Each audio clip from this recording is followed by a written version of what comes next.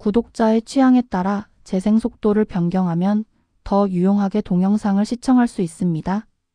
이 영상은 성경을 매일 한 장씩 읽는 효과가 있고 궁금한 부분을 해소할 수 있으며 맥락을 이해하는 데 도움이 될 것입니다. 출애굽기 25장. 출애굽기 25장의 키워드와 그 의미는 다음과 같다. 처소의 명령, 하나님이 거하실 성소를 짓게 하심을 뜻한다. 자원하는 예물, 자발적 헌신 위에 성막이 세워짐을 의미한다. 속죄소의 표적, 언약궤 위 속죄소에서 임재가 나타남을 나타낸다. 임재의 동거 하나님이 백성 중에 거하시겠다는 선언을 보여준다. 대표 성경 구절은 25장 8절이다. 또 내가 그들 가운데 거하도록 그들이 나를 위해 성소를 만들게 하라. 출애굽기 25장의 맥락은 다음과 같다. 자원하는 예물의 명령. 주께서 모세에게 말씀하여 이르시되 이스라엘 자손에게 말하여 그들이 내게 헌물을 가져오게 하라. 너희는 마음에서 즐거이 그것을 내는 모든 자로부터 나의 헌물을 취할지니라. 너희가 그들에게서 취할 헌물은 이러하니 곧 금과 은과 놋과 청색과 자주색과 주홍색 실과 고운 아마와 염소 털과 붉게 물들인 순양 가죽과 오소리 가죽과 시팀나무와 등잔 기름과 기름 부음에 쓸 기름에 넣는 향료와 향기로운 향에 쓸 향료와 줄마노와 또 애복과 흉패에 물릴 보석이니라. 또 내가 그들 가운데 거하도록 그들이 나를 위해 성소를 만들게 하라. 또 너희는 내가 내게 보여주는 모든 것에 따라 성막의 양식과 성막의 모든 기구의 양식대로 그것을 만들지니라. 이 단락에서 하나님은 시내산에서 언약을 세우신 뒤 곧바로 자신이 백성 가운데 거하실 처소를 준비하게 하신다. 그러나 그 시작은 세금처럼 강제로 거두는 징수가 아니라 마음에서 즐거이 드리는 자의 헌물에서 출발한다. 금과 은과 놋, 색실과 아마, 가죽과 나무, 기름과 향품, 보석에 이르기까지 폭넓은 재료가 요구되는데 이것은 앞으로 세워질 성막이 단순한 천막이 아니라 하나님의 임재를 위한 정교하고도 거룩한 구조임을 보여준다. 특별히 하나님은 성소를 만들게 하시는 목적을 분명히 밝히시는데 그것은 백성이 하나님을 찾아 올라가게 하기 이전에 하나님께서 친히 그들 가운데 거하시기 위함이다. 또한 모든 것은 인간의 종교적 상상력에 따라 꾸며지는 것이 아니라 하나님이 보여주시는 양식대로 이루어져야 한다고 반복하여 강조하신다. 그러므로 성막은 인간이 하나님께 바치는 기념물이 아니라 하나님께서 자기 백성과 함께 하시기 위하여 친히 설계하시고 허락하시는 동거의 처소로 제시된다. 동거의 목적에 대하여 고찰해보자. 시내산에서 언약을 세우신 하나님은 이제 멀리서 명령만 주시는 분으로 머무르지 않으시고 백성 한가운데 거하시겠다고 선언하신다. 성막은 광야를 이동하는 공동체와 함께 움직이는 처소이며 바로 그 점에서 하나님이 백성과 동행하신다는 사실을 가시적으로 드러낸다. 또한 예물이 자원하는 마음에서 나온다는 점은 임재의 질서가 강압이 아니라 헌신 위에 세워진다는 사실을 보여준다. 그러므로 구속은 단지 건짐을 받는 사건으로 끝나지 않고 하나님이 자기 백성과 함께 거하시는 관계로 더 깊어지게 된다. 언약궤와 속죄소. 그들은 시팀나무로 궤를 만들되 그것의 길이가 2큐빗 반, 너비가 1큐빗 반, 높이가 1큐빗 반이 되게 할지니라. 너는 순금으로 그것을 입히되 안팎으로 그것을 입히고 그것 위에 돌아가며 금태를 두르고 궤를 위해 금고리 4개를 부어 만들어 궤의 4귀퉁이에 달되 그것의 이쪽에 고리 2개, 저쪽에 고리 2개를 달지니라. 너는 시팀나무로 막대들을 만들어 그것들을 금으로 입히고 그 막대들을 궤의 양쪽 옆면의 고리들에 끼워 그것들로 궤를 나르게 하며 또 그 막대들을 궤의 고리들에 끼워두고 거기서 빼내지 말지니라. 너는 내가 내게 줄 증언을 그 궤 속에 넣을지니라. 너는 순금으로 긍휼의 자리를 만들되 그것의 길이가 2큐빗 반, 너비가 1큐빗 반이 되게 할지니라. 너는 긍휼의 자리 양끝에 금으로 그룹 2개를 만들되 두들겨서 그것들을 만들고 한 그룹은 이쪽 끝에 다른 그룹은 저쪽 끝에 만들지니라. 너희는 긍휼의 자리 양 끝에 그것의 그룹들을 만들지니라. 그룹들은 자기 날개들을 높이 펴서 그 날개들로 긍휼의 자리를 덮을 것이요. 그것들의 얼굴은 서로 마주보며 그룹들의 얼굴은 긍휼의 자리를 향할지니라. 너는 긍휼의 자리를 궤 위에 두고 내가 내게 줄 증언을 궤 속에 넣을지니라. 거기서 내가 너와 만나고 긍휼의 자리 위 곧 증언 궤 위에 있는 두 그룹 사이에서 너와 대화하되 내가 이스라엘 자손을 위해 내게 명령으로 줄 모든 것에 관하여 대화하리라. 성막의 중심 기구로 가장 먼저 제시되는 것은 언약궤와 그 위에 놓일 속죄소이다. 궤는 시팀나무로 만들어지되 안팎을 순금으로 입히고 금태와 금고리와 운반용 막대를 갖추게 하심으로써 이 기구가 고정된 장소의 장식품이 아니라 이동하는 공동체와 함께 운반될 거룩한 중심물임을 드러내신다. 그 안에는 하나님께서 주실 증언이 놓이게 되는데 이는 언약 공동체의 중심에 하나님의 말씀이 자리 잡고 있음을 보여준다. 그러나 말씀을 담는 궤 위에는 다시 순금으로 만든 긍휼의 자리, 곧 속죄소가 놓이고 두 그룹이 날개를 펴서 그것을 덮게 된다. 그리고 하나님은 바로 그 자리, 증언 궤 위 두 그룹 사이에서 모세와 만나고 말씀하시겠다고 하신다. 이로써 성막의 중심은 단순한 보관 장소나 상징물에 그치지 않고 말씀과 속죄, 그리고 임재가 하나로 만나는 지점으로 제시된다. 속죄소의 중심성에 대하여 고찰해보자.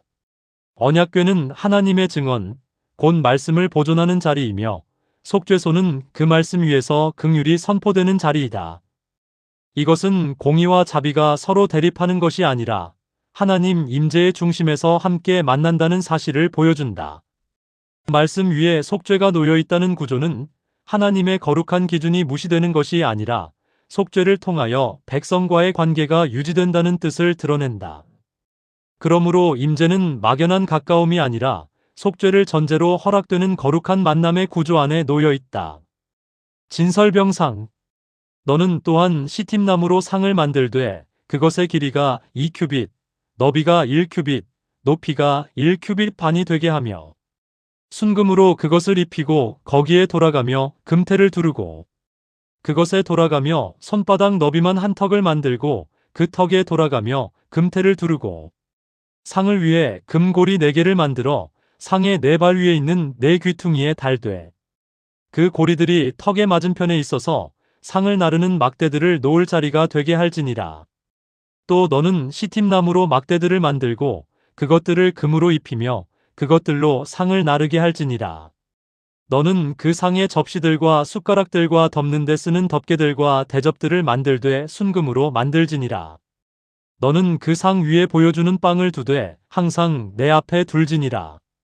이어서 하나님은 시팀나무와 순금으로 상을 만들게 하시고 그 위에 보여주는 빵을 항상 두라고 명하신다. 이 상 역시 단순한 가구가 아니라 성소 안에서 지속적 관계를 드러내는 기능을 가지며 금태와 고리와 막대를 갖추고 있어 언약궤처럼 이동하는 공동체와 함께할 수 있도록 설계된다.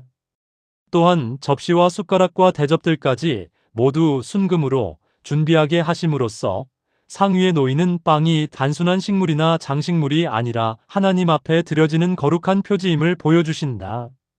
특별히 항상 내 앞에 둘지니라는 말씀은 이 빵이 일시적 재물이나 한 번의 예식용 물건이 아니라 하나님 앞에서 지속되는 관계와 기억, 그리고 공급의 상징이라는 사실을 강조한다.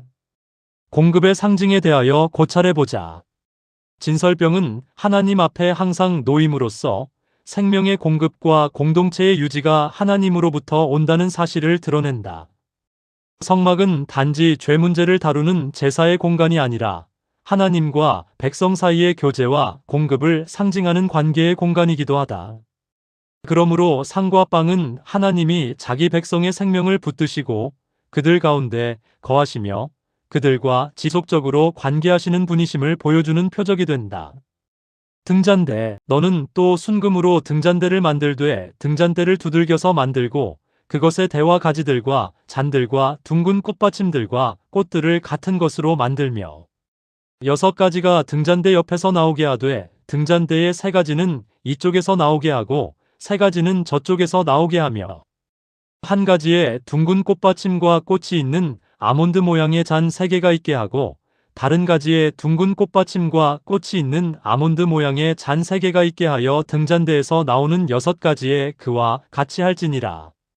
또 등잔대에 둥근 꽃받침들과 꽃들이 있는 아몬드 모양의 잔 4개가 있게 하며 등잔대에서 나오는 6가지에 따라 같은 것으로 된 2개의 가지 밑에 둥근 꽃받침 하나가 있게 하고 또 같은 것으로 된 2개의 가지 밑에 둥근 꽃받침 하나가 있게 하며 또 같은 것으로 된 2개의 가지 밑에 둥근 꽃받침 하나가 있게 할지니라.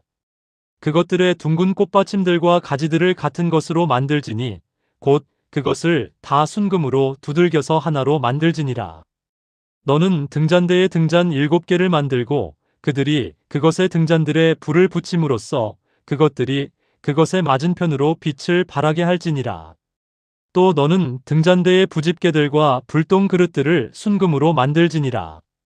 그가 등잔대와 이 모든 기구를 순금 1달란트로 만들되 너는 주의하여 산에서 내게 보여준 그것들의 양식대로 그것들을 만들지니라. 마지막으로 하나님은 순금으로 등잔대를 만들게 하시는데 그것은 단순히 빛을 내는 도구를 넘어서 매우 정교한 형상과 통일성을 갖춘 거룩한 기구로 묘사된다.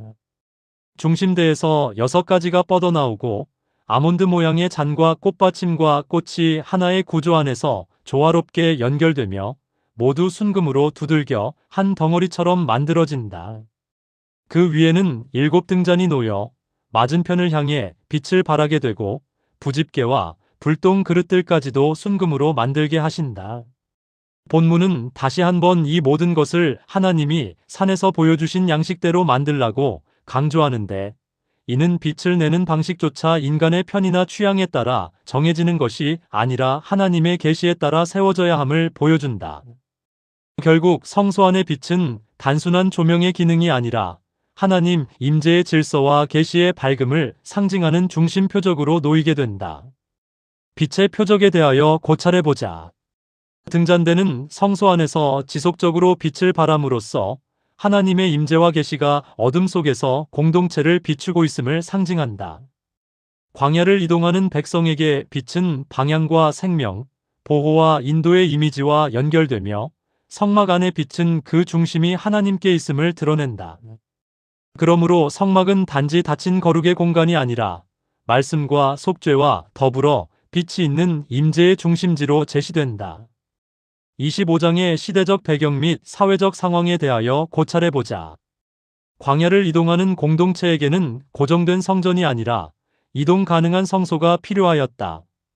고대 근동의 신전들도 신의 거처로 여겨졌으나 출애굽기 25장의 성막은 형상 자체를 중심에 두지 않고 말씀과 속죄소 그리고 임재의 구조를 중심에 둔다는 점에서 우상 숭배적 체계와 분명히 구별된다. 또한 금과 정교한 제작, 보석과 실의 사용은 단순한 장식이 아니라 하나님 거하시는 처소의 거룩과 영광을 드러내는 상징으로 기능한다. 25장의 구속사적 관점에 대하여 고찰해보자. 출애굽기 25장은 구속이 언약으로 확정된 뒤 하나님께서 이제 자기 백성 가운데 실제로 거하시겠다는 뜻을 구체적 구조 안에서 드러내는 본문이다. 언약궤와 속죄소는 말씀과 속죄, 공의와 자비가 만나는 중심으로 제시되며 이는 장차 더 온전한 속죄와 더 충만한 임재를 가리키는 모형으로 이해될 수 있다. 또한 양식대로라는 반복은 예배와 성소의 질서가 인간 창작이 아니라 하나님의 계시에 근거해야 함을 분명하게 보여준다. 그러므로 성막은 하나님이 함께하심의 가시적 표적이며 구속된 공동체의 예배가 무엇 위에 세워져야 하는지를 드러내는 구조가 된다. 25장에서 가질 수 있는 질문은 어떤 것이 있을까? 왜 성막은 자원하는 예물로 세워지는가? 임재는 자발적 헌신 위에 세워지기 때문이다. 속죄소는 무엇을 의미하는가?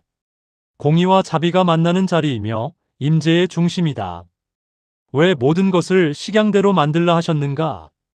예배는 인간의 창의가 아니라 하나님의 계시에 근거하기 때문이다. 등잔대의 빛은 무엇을 상징하는가? 하나님의 임재와 계시의 지속성을 상징한다. 25장에서 느낄 수 있는 영적 메시지는 무엇일까? 구속은 동거로 이어지며 하나님은 자기 백성과 멀리 떨어져 계시지 않고 그들 가운데 거하시기를 원하신다. 임재는 속죄를 전제로 허락되며 거룩은 은혜와 분리되지 않는다. 예배는 인간의 창작이 아니라 하나님의 계시에 순종하는 행위이다. 빛과 말씀과 속죄는 공동체를 붙드는 중심 질서가 된다. 출애굽기 25장은 성막의 설계를 통해 하나님께서 구속된 백성 가운데 거하시겠다는 뜻을 구체적으로 계시하며 말씀과 속죄와 임재의 구조가 공동체 중심에 놓이게 됨을 분명히 증언하는 장이다. 아멘. 주 예수여 속히 오시옵소서. 더 널리 알리기 위하여 구독, 좋아요, 댓글에 아멘을 부탁드립니다. 감사합니다.